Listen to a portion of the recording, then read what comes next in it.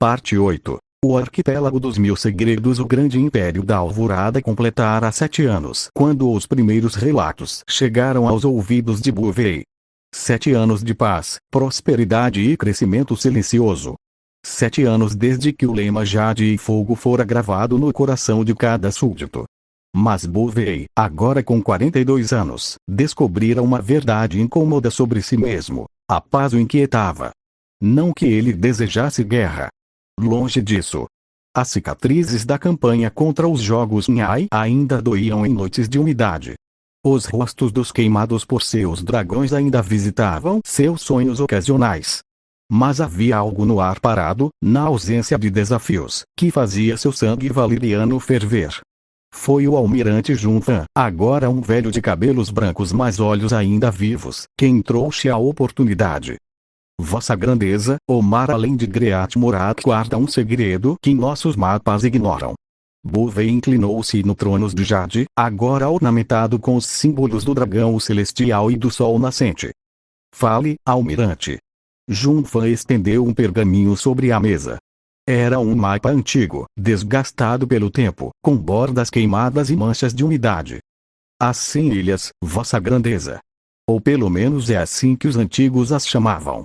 Na verdade, são 143, espalhadas por uma região do mar que nossas rotas comerciais sempre evitaram. Por que evitaram? Correntes traiçoeiras, Vossa Grandeza. Recifes invisíveis. Tempestades repentinas. E histórias. Histórias terríveis. Bouvet ergueu uma sobrancelha. Que histórias?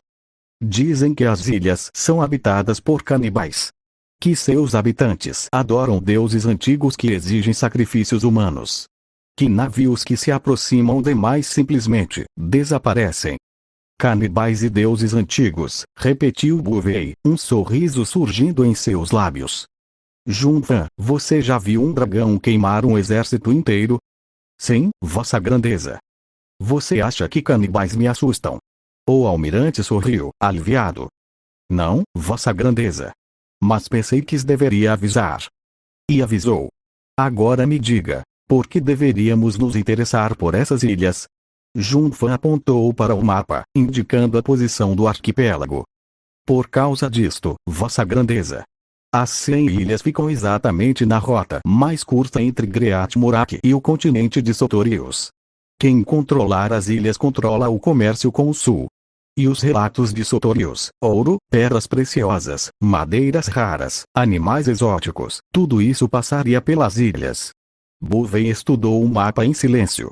Sua mente, treinada em estratégia e comércio, já calculava os benefícios. Alguém já tentou colonizá-las? Várias tentativas, Vossa Grandeza. Os antigos imperadores de Iti enviaram expedições. Todas fracassaram. Os valerianos tentaram, antes da perdição. Também fracassaram. Os habitantes das ilhas são resistentes. Resistentes. Canibais. Adoradores de deuses antigos. Bouvet levantou-se, caminhando até a janela onde o sol poente banhava em tons de ouro e rosa. Junfan, prepare uma frota. Quero ver essas ilhas com meus próprios olhos. A expedição 3 meses depois, Bouvet partiu de Ien montado em Aerion, acompanhado por uma frota de 50 navios e 3.000 soldados. Viserion e Raigal voavam ao lado, suas sombras cobrindo as ondas como presságios vivos. Li Ling observou a partida da torre mais alta do palácio, com Boan ao seu lado. O príncipe, agora com 11 anos, já montava seu próprio pônei e sonhava com o dia em que poderia voar. Papai vai matar canibais? Perguntou ele, com a curiosidade sanguinária das crianças. Papai vai fazer o que precisa ser feito, respondeu Li Ling, evasiva.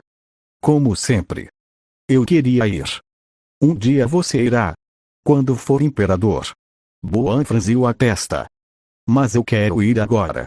Li Ling olhou para o filho, vendo nele traços de Bouvet e traços de seu próprio pai, Polko. A mesma impaciência. A mesma sede de aventura. O mesmo fogo que queimava por dentro.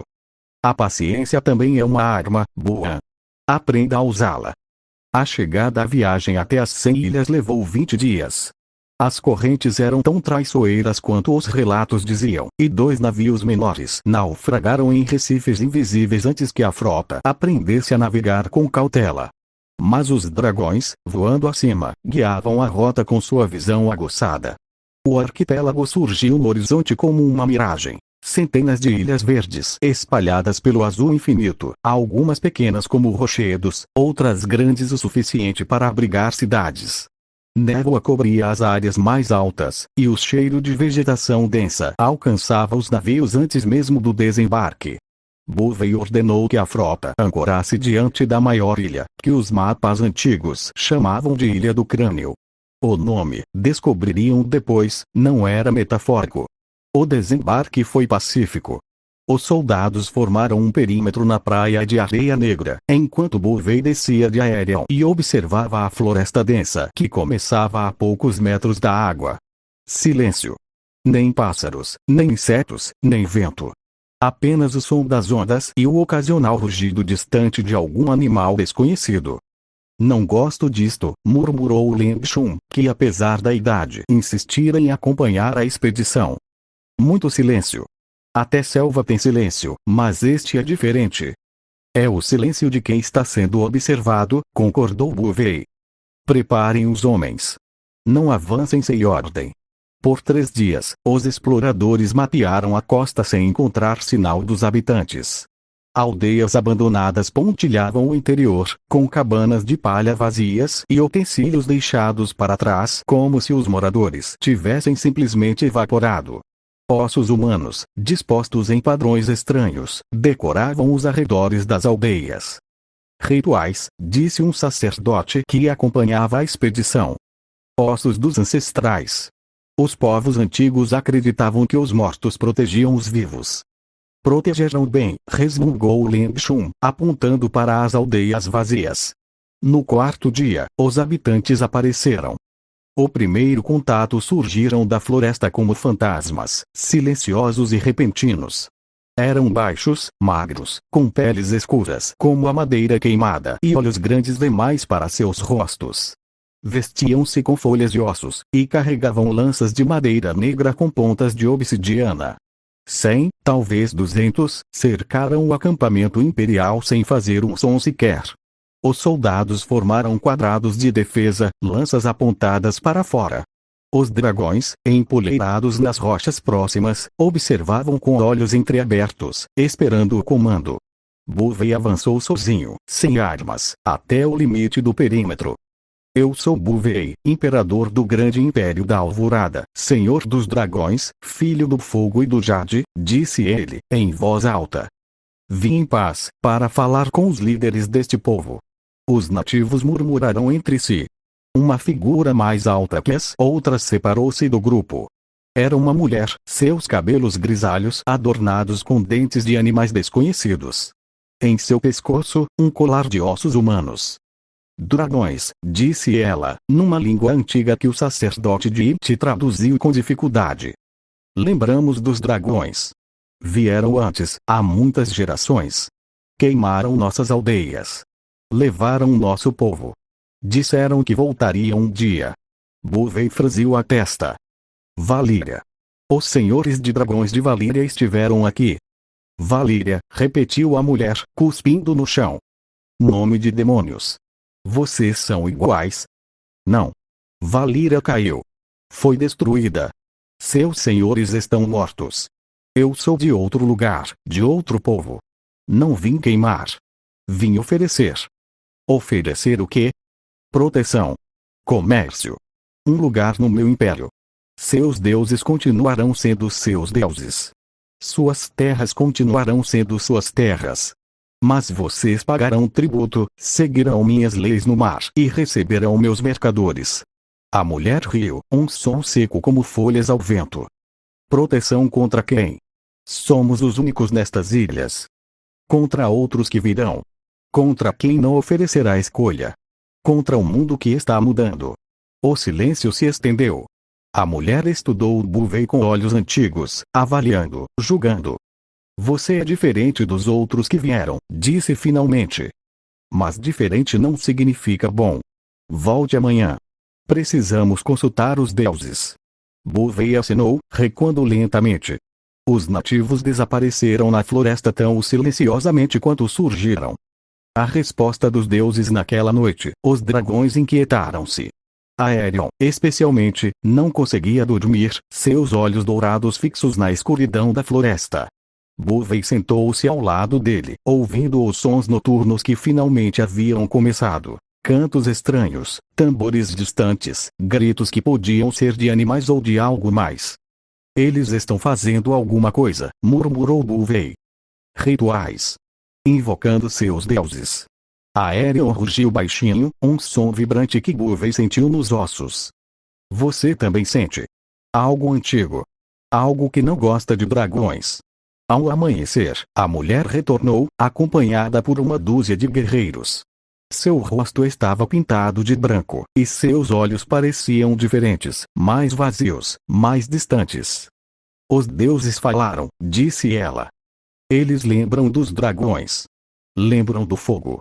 Lembram da morte. Eles dizem, não confiem. Eles dizem, lutem. Buvei suspirou. Esperara por isso, mas ainda assim doía. Então é guerra. É guerra. A mulher ergueu sua lança. Os guerreiros ao redor fizeram o mesmo. E, da floresta atrás deles, surgiram centenas, milhares de nativos, todos armados, todos pintados para a batalha. Buvei virou-se para Lingshun. Prepare os homens. Mas não ataquem ainda. Depois, olhou para Aerion. Vamos mostrar a eles o que significa lutar contra dragões. A batalha da Praia Negra. Os dragões ergueram voo juntos, suas asas batendo o ar com a força de tempestades. Abaixo, os nativos gritaram, alguns recuando, outros avançando com uma coragem que beirava a loucura. Buvei, montado em Aerion, não queria matar. Queria convencer. O dragão desceu em voo rasante, passando tão perto das primeiras fileiras que seu vento derrubou dezenas de guerreiros. Viserion e Rhaegal fizeram o mesmo em outros pontos, criando um caos controlado, derrubando mas não queimando. A mulher líder, porém, não recuou. Ergueu sua lança e gritou algo na língua antiga. Os guerreiros ao redor dela, inspirados por sua coragem, avançaram contra a linha de soldados de Iti. A batalha começou. Não foi uma luta equilibrada. Os nativos, apesar de sua coragem, não tinham armaduras, não tinham treinamento militar, não tinham resposta para os dragões. Mas lutaram como demônios, com uma ferocidade que surpreendeu até os veteranos de Lingshun. Cada queda era substituída por 2 novos guerreiros. Cada recuo era seguido por um novo ataque. Buvei viu, do alto, que a vitória seria possível mas custaria caro. Centenas de seus soldados morreriam. E para quê? Para conquistar ilhas que poderiam ser suas por outros meios. Aerion ordenou. Fogo. Mas só nas bordas. Cerque-os, não queime-os. O dragão obedeceu. Voou em círculos ao redor do campo de batalha, cuspindo fogo que formou um anel de chamas. Viserion e Rhaegal fizeram o mesmo em outros pontos.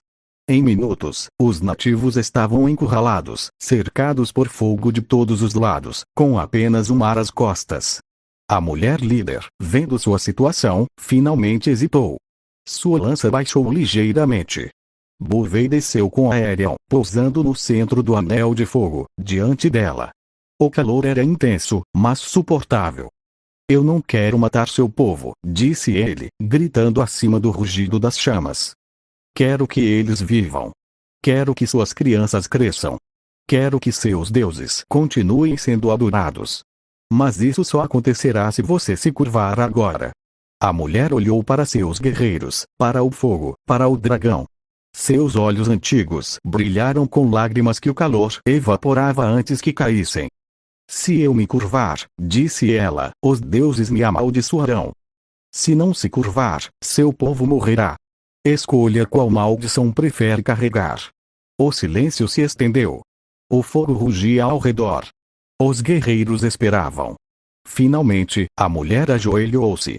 Sua lança caiu na areia negra. Um por um, seus guerreiros a imitaram, até que todo o exército nativo estivesse de joelhos diante do dragão. Buvei desmontou e aproximou-se da mulher, erguendo-a pelo braço. Qual é seu nome? Mianda, respondeu ela, a voz rouca. Chefe da tribo dos ossos, guardiã dos segredos das ilhas. Mianda, chefe da tribo dos ossos, eu, Buvei, imperador da Alvorada, declaro você governadora destas ilhas em meu nome. Você continuará liderando seu povo. Você continuará adorando seus deuses. Mas de agora em diante, as 100 ilhas são parte do meu império. Haverá paz. Haverá comércio. Haverá prosperidade. Mianda olhou para ele com olhos que ainda guardavam ódio, mas também algo novo: respeito. Os deuses vão me odiar por isto. Os deuses entendem de sobrevivência. Eles existem há mais tempo que nós. Sabe que viver curvado é melhor que morrer de pé. A colonização nos meses seguintes, a colonização das 100 ilhas prosseguiu de forma surpreendentemente pacífica. Buvei, fiel à sua palavra, não interferiu nos costumes locais. Os nativos continuaram adorando seus deuses ancestrais, realizando seus rituais, vivendo em suas aldeias. Mas, aos poucos, começaram a interagir com os colonos que chegavam do continente. O Banco Central estabeleceu uma filial na Ilha do Crânio, construída com pedra local e protegida por uma pequena guarnição. Mercadores de Great Morak Land chegaram, trazendo tecidos, ferramentas de metal e histórias de um mundo maior do que os ilhéus jamais imaginaram. Os nativos, por sua vez, ensinaram aos colonos os segredos das ilhas. Plantas medicinais que não existiam em nenhum outro lugar, técnicas de pesca em águas traiçoeiras, rotas seguras através dos recifes. O comércio floresceu, beneficiando ambos os lados. Mianda, a chefe da tribo dos ossos, tornou-se uma figura respeitada na nova administração. Viajava frequentemente a Yin, onde aprendia a língua do império e se maravilhava com as maravilhas da capital. Nunca se tornou amiga de Buvei, o ódio antigo era profundo demais, mas desenvolveu por ele um respeito relutante. Você é diferente, disse ela certa vez, durante uma visita ao palácio. Os outros que vieram com dragões só queriam destruir. Você quer construir. Construir é mais difícil, respondeu Buvei. Mas dura mais tempo. O crescimento 5 anos após a chegada de Buvei, as 100 ilhas transformaram-se. Portos foram construídos nas maiores ilhas, abrigando navios que viajavam regularmente para Great Morak Land e o continente. Escolas foram abertas, ensinando às crianças nativas a língua do império e os fundamentos do comércio. Os rituais antigos continuavam, mas agora eram realizados ao lado de celebrações imperiais, num sincretismo que surpreendia os sacerdotes de ambas as culturas. O comércio com Sotorius, finalmente possível graças às ilhas como ponto de apoio, trouxe riquezas inimagináveis. Ouro, pedras preciosas, madeiras raras e peles exóticas chegavam aos mercados de Yin, onde mercadores de todo o mundo disputavam cada carga. O Banco Central, sempre eficiente, criou uma moeda específica para o comércio com o Sul, o Liang de ébano, feito com uma liga de metais raros que só existiam nas ilhas e em Sotorius. A moeda tornou-se tão valiosa que mercadores de cartes volantes começaram a aceitá-la como pagamento, expandindo ainda mais a influência da Alvorada. O preço da expansão, mas nem tudo eram flores. A colonização, por mais pacífica que fosse, não deixava de ser colonização. Os nativos que resistiam eram punidos. Os xamãs que profetizavam contra o império eram silenciados.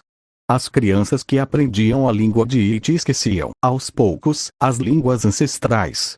Mianda, a chefe da tribo dos ossos, sentia essa perda mais do que ninguém. Via seu povo mudar, adaptar-se, sobreviver, mas também via sua cultura definhar como flor sem água. Eles estão se tornando como vocês, disse ela a Buvei, numa de suas visitas a Yin. Meus netos já não sabem os cantos antigos. Minhas noras preferem as roupas de seda que seus mercadores trazem. Meu povo está morrendo, imperador, mesmo vivendo. Buvei ouviu em silêncio. Não tinha resposta.